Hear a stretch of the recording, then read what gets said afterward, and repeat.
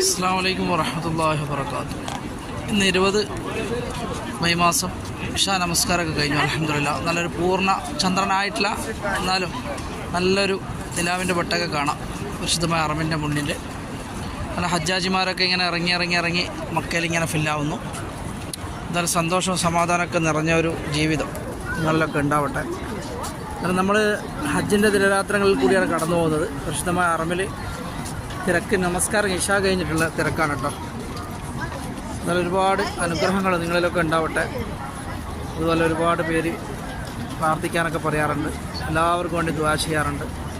നമ്മുടെ മാതാപിതാക്കളിലും മക്കളിലും കുടുംബാദികളിലൊക്കെ അല്ലാഹു അനുഗ്രഹങ്ങൾ വർഷിച്ചു തരട്ടെ. ആമീൻ യാ റബ്ബൽ ആലമീൻ. പ്രത്യേകിച്ച് നാളെ മുതൽ നമ്മുടെ കേരളത്തിലെ ഹാജിമാർ ഹജ്ജ് മിഷൻ്റെ ഇവിടെ പരിശുദ്ധമായ മക്കയിൽ ഇറങ്ങുന്നുണ്ട്. അതെല്ലാം എല്ലാവർക്കും നല്ലൊരു ശുഭരാത്രി പരിശുദ്ധമായ ഹറമിൽ നിന്ന് നേരുന്നു.